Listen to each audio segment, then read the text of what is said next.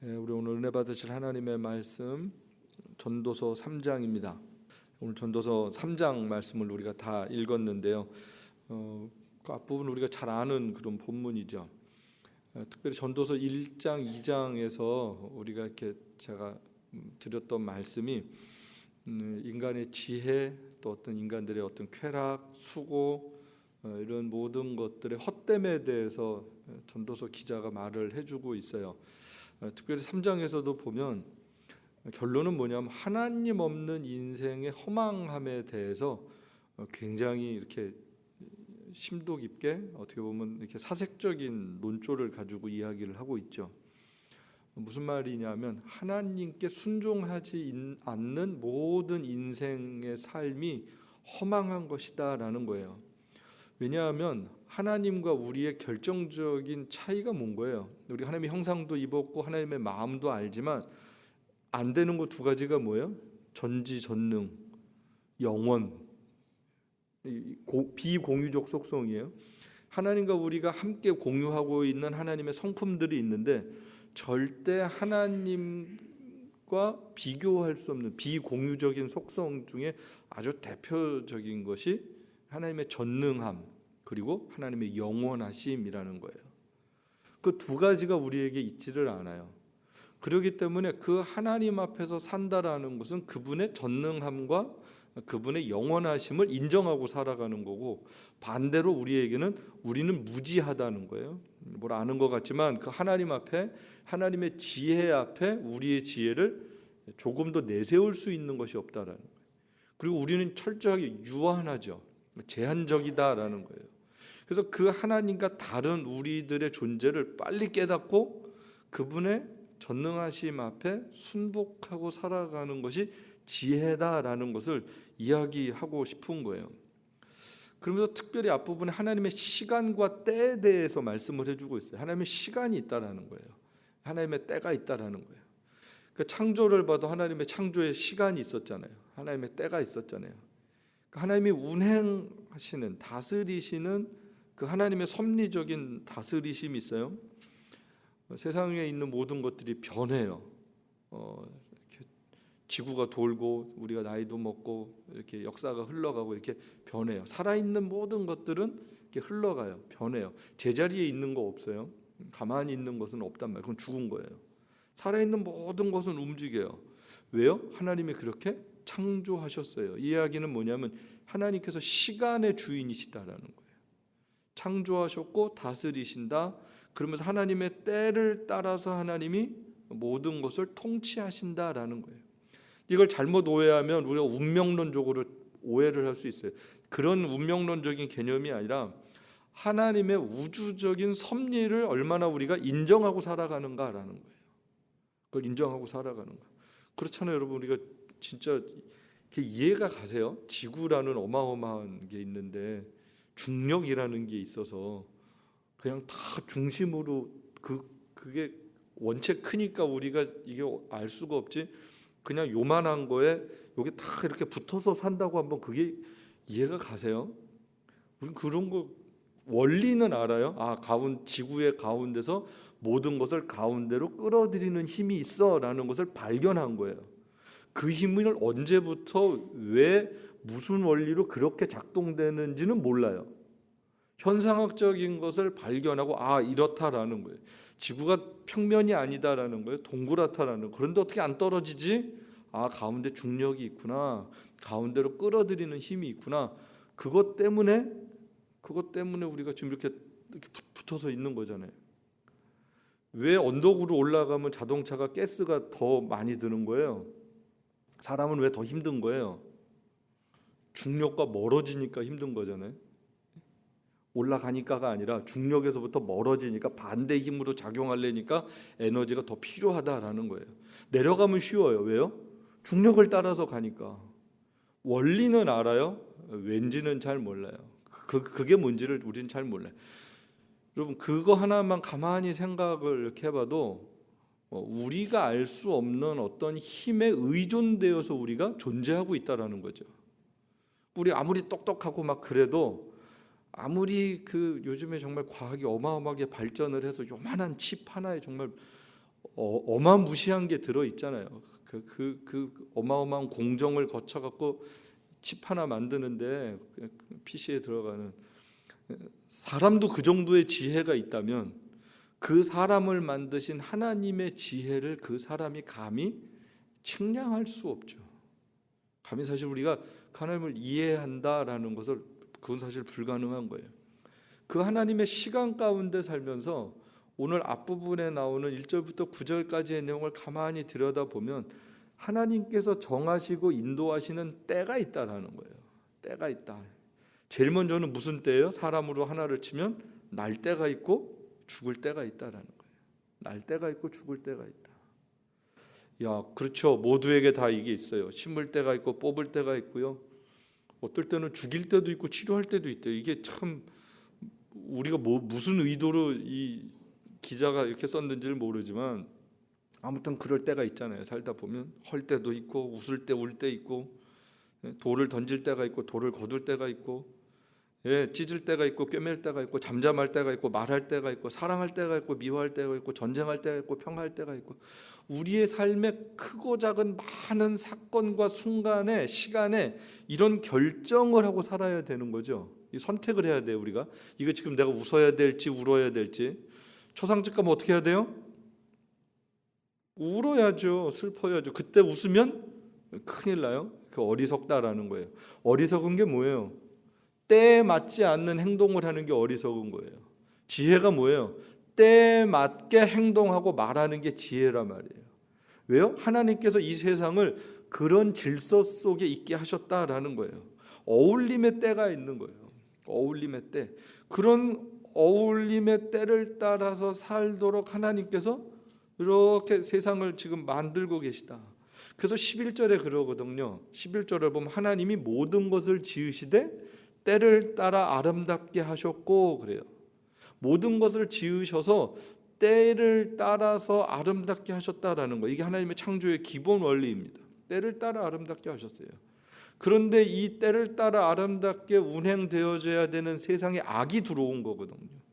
악이 들어오니까 뭐가 파괴된 거예요? 아름다움이 파괴된 거예요.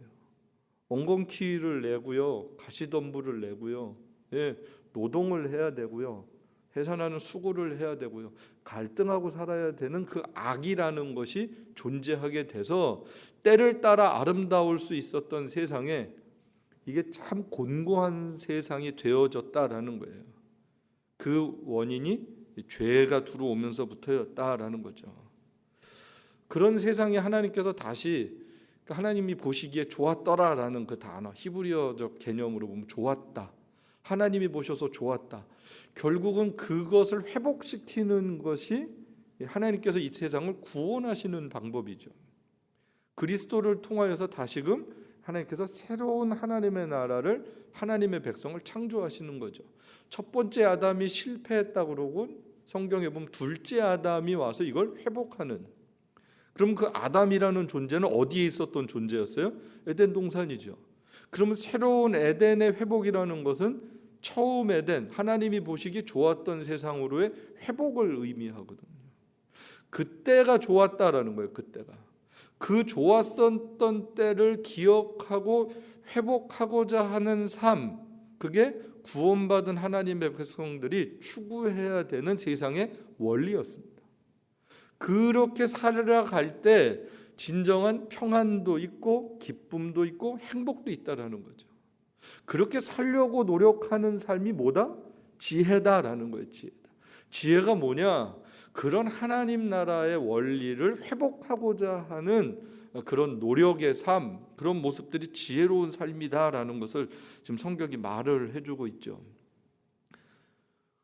그런데 세상은 점점 어떤 거예요? 그 하나님의 아름다움과는 반하는 쪽으로 가죠. 욕심 부리고 갈등하고 싸우고 더 많이 가지려고 그러고 그렇고 사는 거예요. 그래야 행복하다라고 착각하는 거죠. 그거를 더 많이 잘 갖는 방법을 세상은 지혜라고 합니다.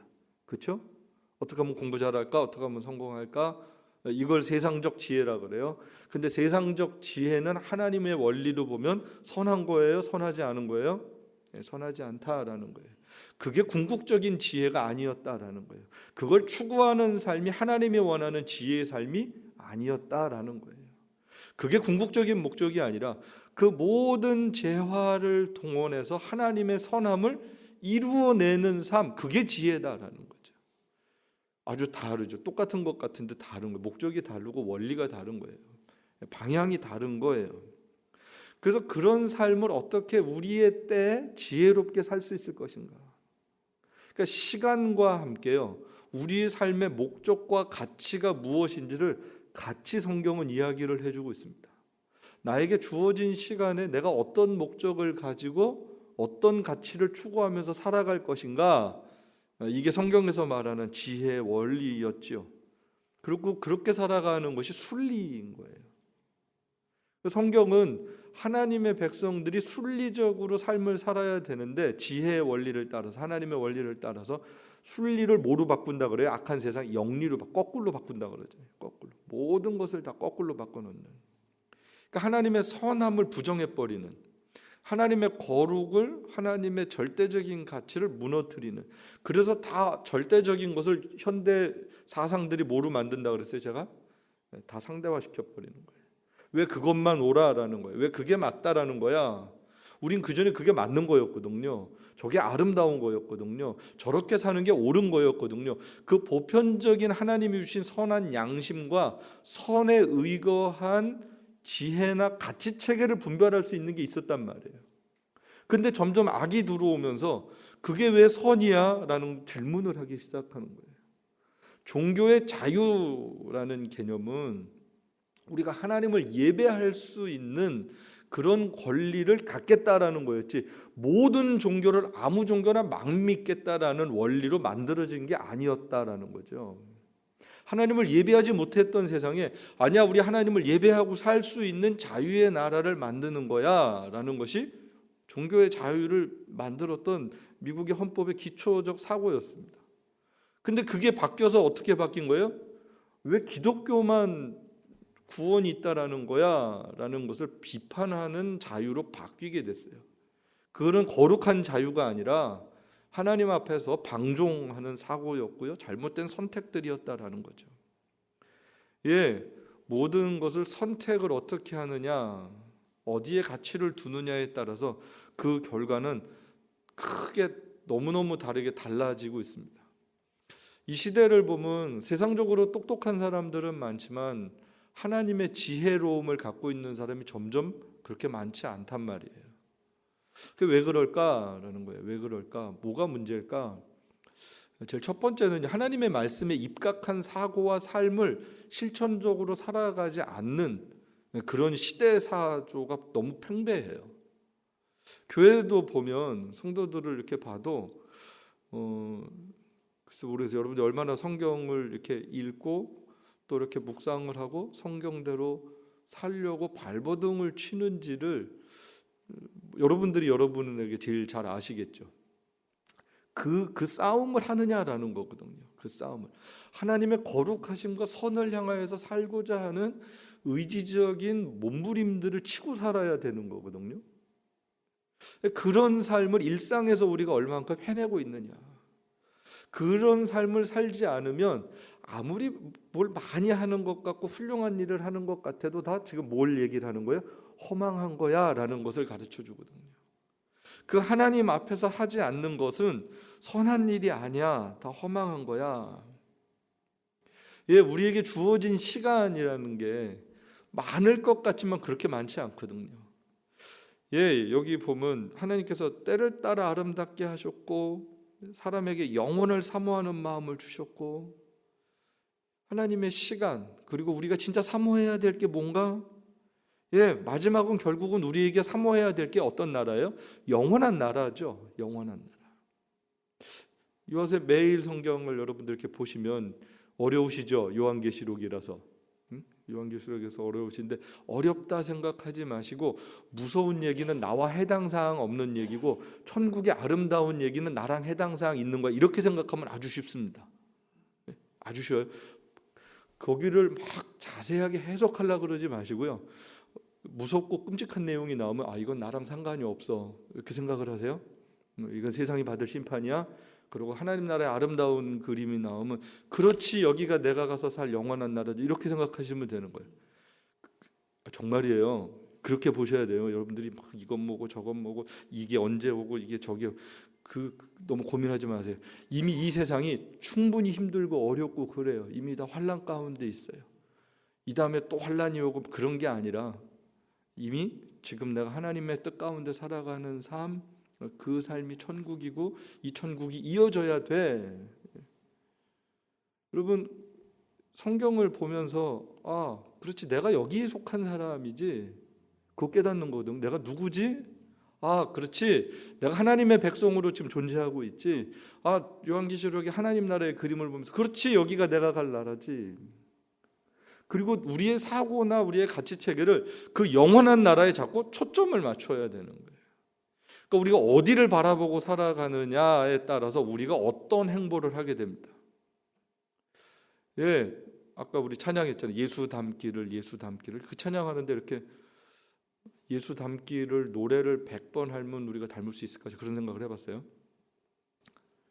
노래에서 닮아지는 게 아니고 우리의 결단이 필요해요.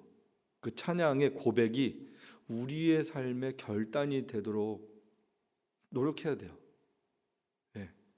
그럴 때 하나님의 지혜로운 삶을 살아간다라는 거예요. 지혜로운 삶은요, 하나님의 시간 가운데, 하나님의 영원하심 가운데 내가 오늘 무엇을 선택하느냐에 따라서 그게 지혜가 될 수도 있고요, 지혜롭지 않은 삶이 될 수도 있습니다. 거룩한 삶이 될 수도 있고요, 거룩하지 않은 삶이 될 수도 있습니다. 내가 어떤 선택을 하느냐라는 거예요. 냉정하게, 그래서 어떻게 보면 그 지혜는 하나님의 지혜가 우리 가운데 있거든요. 이미 주셨거든요.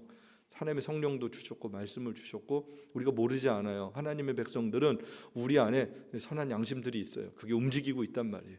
그럴 때 선택을 하는 거거든요. 결정을 하는 거거든요. 근데 여러분 어떠세요? 결정하기 쉬우세요? 어려우세요? 쉬울 듯한데 그게 잘 어려워요. 그게 잘 되지 않아요. 왜요? 그런 선택을 자꾸 하는 습관을 안 들였어서 그럴 거예요. 그 습관을 들여야 되거든요. 이거를 단 거 좋아하는 사람들은요, 쓴 거 잘 못 먹어요. 단 거에 익숙해져 있어서. 안 달면 맛이 없다 그래요. 왜요? 단 거에 길들여져 있어서 그래요. 선과 악도 유사해요. 그렇다고 단 게 악하다 그런 건 아니에요. 그냥 단 건 단 거예요. 몸에 안 좋으니까. 여러분, 하나님의 선한 것을 선택하고 추구하는 것을 우리가 일상에서 내가 결정하고 막 그렇게 노력해서 살지 않으면 우리의 본성은요, 그거 잘 선택 못합니다. 정말로 선택하기 어려워요. 머리로는 알아요. 못 놔요. 잡으면 안 되는 거 알아요. 근데 잡고 싶어져요. 이거 놔야 되는데 안 놔지는 거예요. 이거 놔야지 그리고 안 놔지는 게 많아요. 정말로 그래요. 왜요? 정말로 딱 내려놓는 훈련들을 많이 안 해서 그래요. 그 훈련들을 안 해서. 그런데 성경이 가르쳐 주는 거예요. 우리에게 시간이 있어. 정해진 시간이 있어. 유한한 시간이 있어. 근데 하나님이 부르는 시간이 언제인지 몰라. 그런데 그 시간을 살면서 어떻게 살 건데? 라는 질문을 우리들에게 던져주고 있죠. 모두에게 주어진 시간의 기록지가 다 달라요. 그런데 어떻게 보면 공평해요.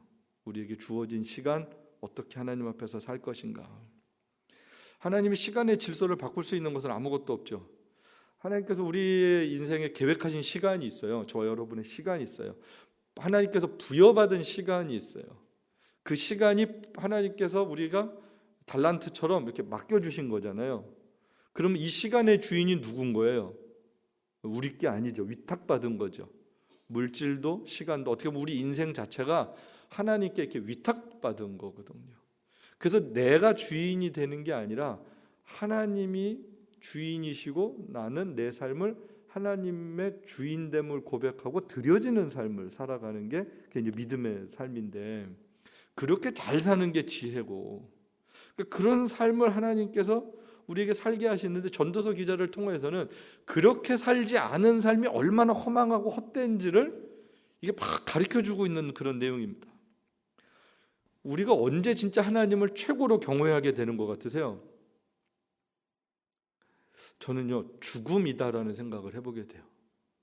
죽음 앞에서 그 시간. 그래서 지혜로운 사람은 잔치집에 다니지 않고 어디 다닌다 그래요? 장례식장 가는 거라니까요. 왜요? 거기서 뭘 깨닫는 거예요? 나의 죽음을 깨닫는 거잖아요. 나의 시간을 깨닫는 거잖아요. 아, 나에게도 저 시간이 오는 거지. 그걸 깨닫고 정신 차리고 남은 시간을 살아가는 그 교훈을 얻을 수 있는 제일 좋은 자리가 그 자리예요. 그래서 그 죽음이라는 시간을 인식하고 살아갈 때 우리가 하나님의 영광에 참여하는 그런 은혜를 덧입고 결국은 그 죽음을 통해서 우리가 어딜 들어가는 거예요? 영원한 하나님의 나라에 진짜 참여하게 되는 거거든요. 그러니까 실제로 참여하게 되는 순간은 언제다? 죽음을 통해서. 그러면 이 땅에서 살아가는 동안은 결국은 어디를 향해서 가는 거예요? 죽음이라는 문을 통하여서 영원한 시간에 들어가는 거죠. 여러분 그러세요? 아이고, 여러분들이 이렇게 참 수요일 날 밤늦게 와서 힘들게 와서 어떻게 위로와 소망이 되는 이야기를 들어야 되는데 또 죽는 얘기를 하니까 여러분들이 슬퍼하시는데, 아니요, 이게 제일 큰 소망이에요. 사는 것보다 죽는 것이 훨씬 아름다운 소망이에요. 여러분 그게 진짜 예수 믿는 거죠. 여러분 그러세요? 아멘이세요? 그렇죠. 우리 교회 성도들은, 수요일 날 나오는 성도들은 이 죽음에 대한 신학을 완벽하게 이해를 해야 사는 게 아름다울 수 있는 거거든요. 그러니까 죽음을 이해해야 삶을 참답게 사는 거예요. 아, 허락받은 시간, 유한한 시간을 어떻게 주를 위해서 살아갈까? 그러니까 이 고민을 하고 살아가는 거거든요. 그게 얼마나 복된 건지. 그러면 여러분 장례식장에서 막 경거망동하고 말 함부로 하고 그런 사람 봤어요? 그런 사람들은 이제 진짜 안 똑똑한, 안 지혜로운 사람이잖아요. 장례식장은 말 많은 사람도 가도 어떻게 해요? 일단 조용해요. 일단 조용해. 잔치집 가면 조용해요, 떠들어요? 거긴 일단 떠들어. 인사부터 시끄러워요. 분위기도 다. 입구부터 시끄러워요. 장례식장은요, 입구부터 조용한 거예요. 생각을 하는 거거든요.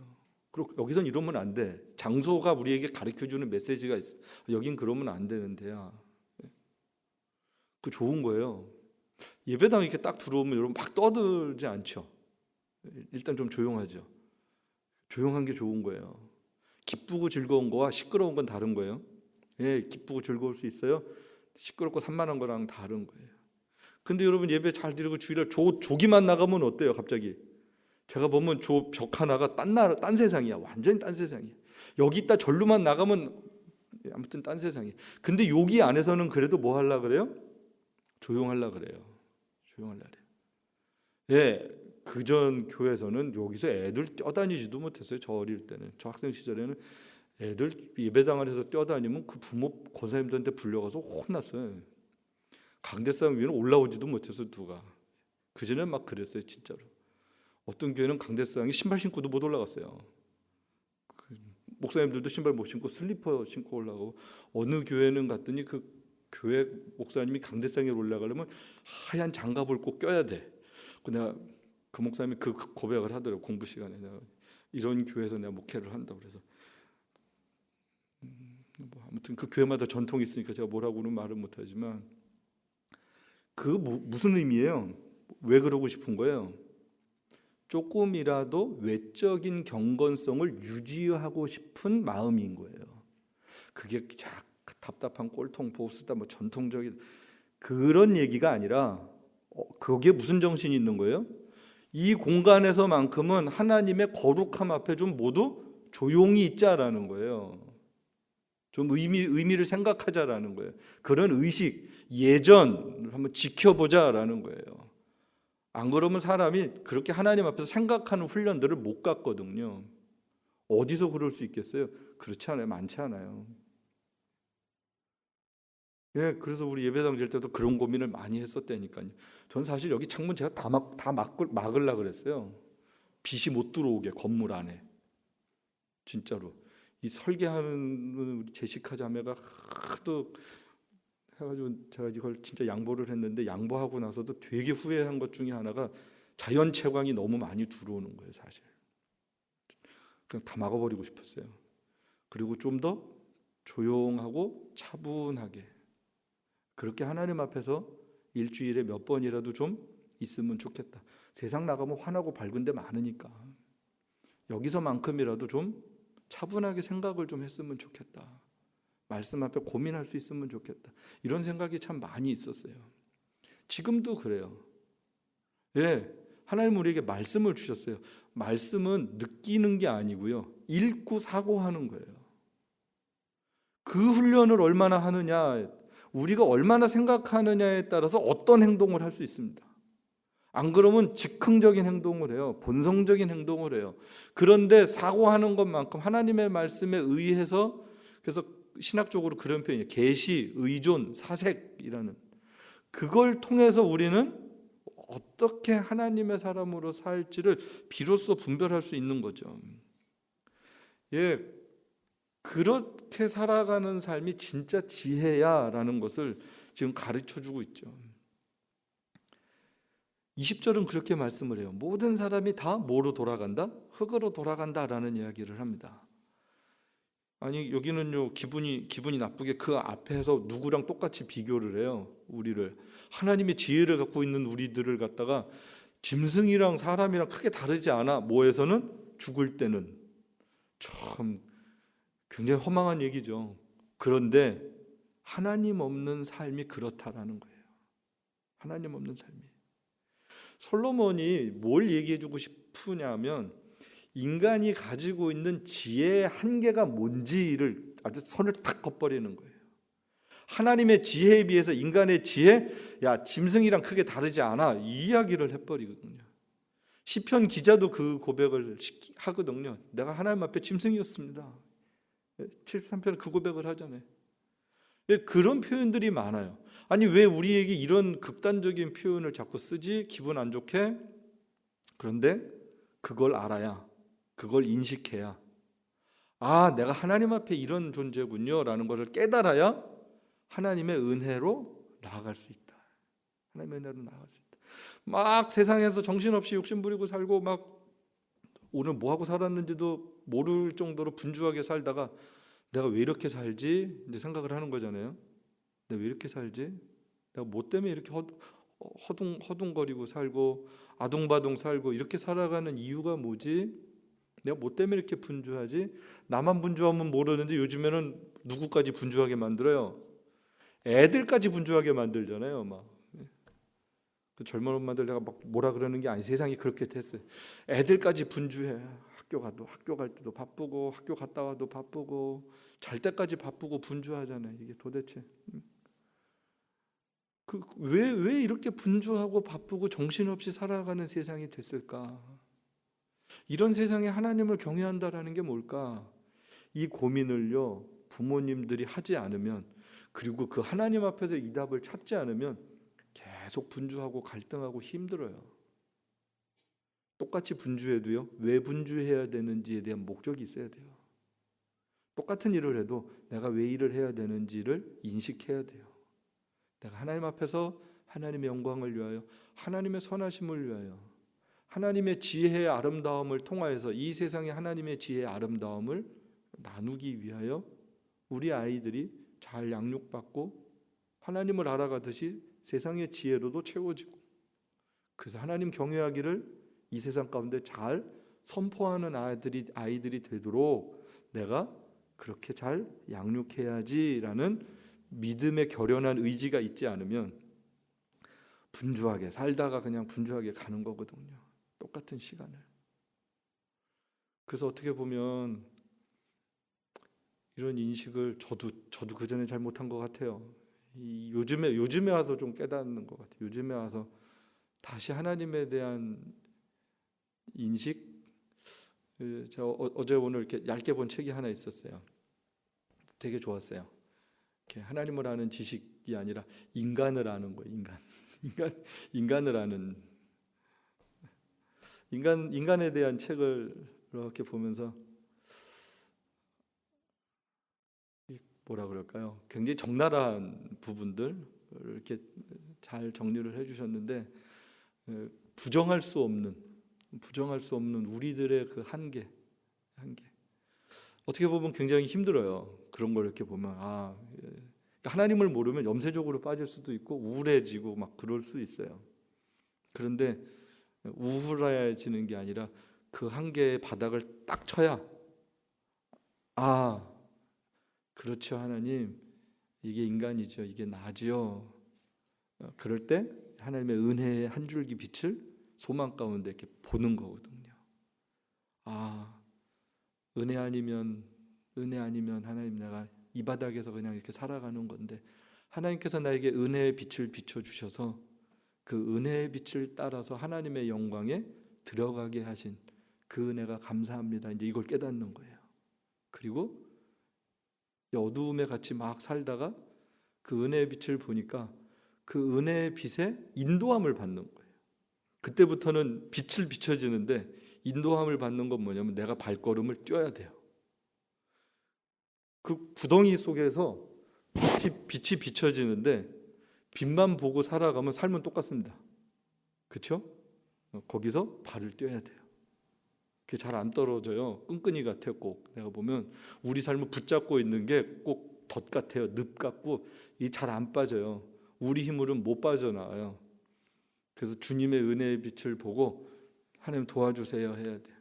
그러니까 하나님 성령께서 우리 이렇게 붙잡아 주시는 거예요. 그래서 우리를 끄집어내시는 거예요. 끄집어 나을 때 이게 막 힘들지요, 쉽지 않지요. 그런데 그 손을 의지해서 놓으면 안 돼요. 붙잡고 나오는 거예요. 그리고 그 은혜의 빛에 한 발 한 발 인도함을 받는 거예요. 그렇게 살아갈 때, 그리고 세상을 보는 거예요. 내가 어떤 존재인지, 그 전에 어떤 존재로 살았는지, 지금은 어떤 존재인지, 그리고 앞으로 어디에 갈 사람인지, 그 그림을 이제 통으로 보고 살아가야 되는 거죠. 그럼 나 지금 어디에 있지? 여러분 한번 여러분에게 질문해 보세요. 나 지금 어디에 있지? 내가 지금 무슨 생각하지? 그 하나님 앞에서 깨닫는 거예요. 그리고 하나님 앞에서 꿈을 꾸는 거예요. 나의 꿈이 아니라 내가 꿈을 꾸면요, 그 꿈을 이루기 위해서 발버둥을 쳐야 됩니다. 내 욕심이 아이들에게 실현되기 위해서는 무지무지하게 아이들과 전쟁을 해야 되는 거예요. 그런데 그게 참 다 부질없는 짓이거든요. 그런 삶이 아니라, 그런 싸움이 아니라, 하나님이 내 인생의 계획을 가지고 계신 것처럼 우리 가족의 계획을 갖고 계시고 우리 아이들을 향한 계획을 가지고 계시고, 그 하나님의 계획을 하나님 내가 순종하겠습니다. 내 계획을 내가 끌고 갈 능력이 없습니다. 하나님의 계획 가운데 내가 있습니다. 하나님의 시간 가운데 있습니다. 하나님의 그 때, 하나님의 타이밍, 그 가운데 내가 있고요. 그리고 그 하나님의 시간을 잘 헤아리면서 살기를 소망합니다라는 거죠. 그러면서 그 전능하신 하나님이 그 전지하심을 통하여서 우리의 인생을 이렇게 선한 길로 인도하고 가심을 믿는 거예요. 그걸 믿는 거예요. 그걸 의지하는 거예요. 시편, 잠언, 전도서 이 세 책이요, 믿음으로 살아가는 것, 하나님의 지혜가 무엇인지, 하나님의 지혜를 모르는 이 세상에 허망한 것이 뭔지를, 같은 신학의 구조를 굉장히 다양한 문학 양식으로 우리들에게 가르쳐주고 있습니다. 그래서 시편, 잠언, 전도서는 여러분들이 공부하면서 막 보는 게 아니라 그냥 정말 이렇게 주님과 이렇게 교제하고 이야기하듯이 한 장 한 장을 놓고 이렇게 음미하면서 보는 거예요. 이렇게 깊은 녹차를 마시면 홀짝홀짝 먹고 그러지 않죠. 이렇게 맛보죠. 음미하죠. 좋은 커피를 마셔도 이렇게 물 먹듯이 먹고 그러지 않죠. 한 잔 마시고 이렇게 생각하고 그 향이나 맛을 느끼잖아요. 시편, 잠언, 전도서는 그렇게 보는 거예요. 그렇게. 여러분 그렇게 한번 봐보세요. 그러면 제가 드리는 이 말씀이 뭔지를 여러분도 금방 아세요. 금방. 그리고 그 하나님의 그 지혜 무한하심 그럴까요? 하나님이 이런 분이시구나라는 게 그냥 머리 듣고 배워서 막 전지전능 무소부재 영원불멸 뭐 이런 식으로 아는 게 아니라 하나님 이렇게 알게 되는 거예요. 하나님 이런 분이시죠. 그렇게 알게 되고 그분 앞에 있는 게 감사한 거예요. 행복하고. 여러분 전능한 분이랑 같이 앉아 있다고 한번 가만히 생각을 해보세요. 전능하신 분이 내 인생을 이렇게 인도하고 가신다라는 걸 한번 가만히 그걸 실감을 해보세요. 여러분 어떨 것 같으세요? 전능하신 분이 내 인생의 모든 계획을 갖고 계신 정말 최고로 좋은 것을 준비하고 계신 분이 지금 나랑 같이 앉아 계시다라는 것을 한번 가만히 생각을 해보시라고요. 그러면 여러분 두려움이 있으시겠어요? 걱정이 있을 것 같으세요? 불안할 것 같으세요? 힘들 수는 있어요. 지금의 삶이 힘들 수도 있고 어려울 수도 있고 괴로울 때도 있어요.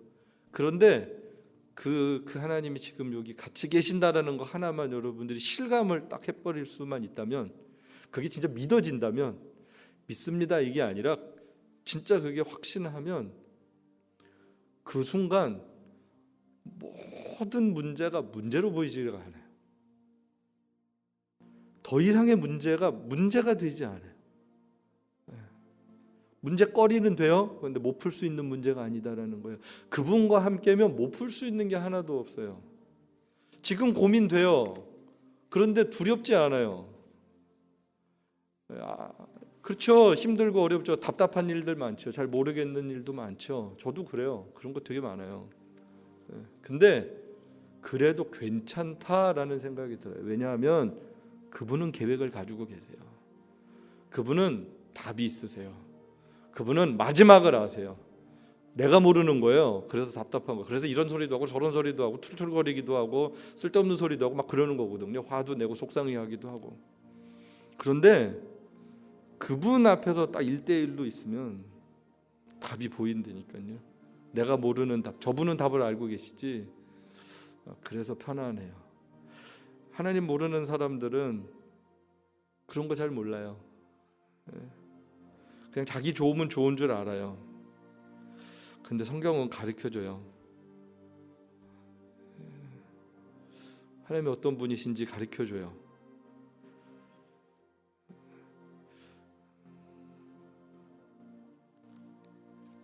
(10절은) 이렇게 얘기를 해요. 하나님이 인생들에게 노고를 주사 애쓰게 하신 것을 내가 보았노라.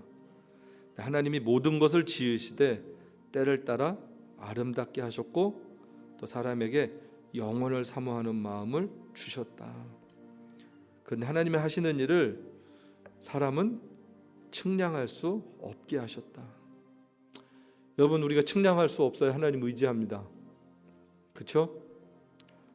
우리가 측량할 수 없어요. 하나님을 의지하는 거예요. 그러니까 여러분 다 너무 많이 알라 그러지 마세요. 알라 그러지도 말고 그냥 막 아는 척도 하지 마시고, 하나님 내 인생 내가 측량할 수 없습니다. 아는 척하지 않겠습니다. 다른 사람들 인생에 또 우리 되게 참견도 잘하거든요. 이래야 된다 저래야 된다 저 사람 저렇다 이러면 저렇다 그러지도 말고요. 저분을 향한 하나님의 계획, 하나님 나 잘 모르지만 하나님께서 선하게 인도해 줄 줄로 믿습니다. 그 믿음으로 여러분 살고요. 그리고 그 하나님과 동행하면서 살아가는 정말 두려움 없고 불안해하지 않는 감사가 넘치는 그런 저 여러분의 남은 생애가 될 수 있게 되기를 주님의 이름으로 축복합니다. 우리 시간 한번 기도할 때 하나님의 시간을 믿고 내가 너무 조급해하거나 염려하거나 불안해하지 않게 하옵소서. 그냥 하나님 때를 따라 아름답게 인도하시는 하나님을 내가 믿습니다. 또 하나님 내가 그 영원한 하나님의 나라를 사모합니다. 그 나라의 백성으로 살면서 알 수 없게 하신 하나님, 왜냐하면 그 앞에서 하나님을 경외하게 하려 하심이라고 성경이 기록을 했는데 그렇습니다. 하나님 내가 무능하고 무한함을 알아야, 제한적인 걸 알아야 하나님 경외할 수 있습니다. 하나님 그 경외함을 하나님 잃지 않게 하여 주옵소서. 우리 한번 같이 합심해서 기도하겠습니다.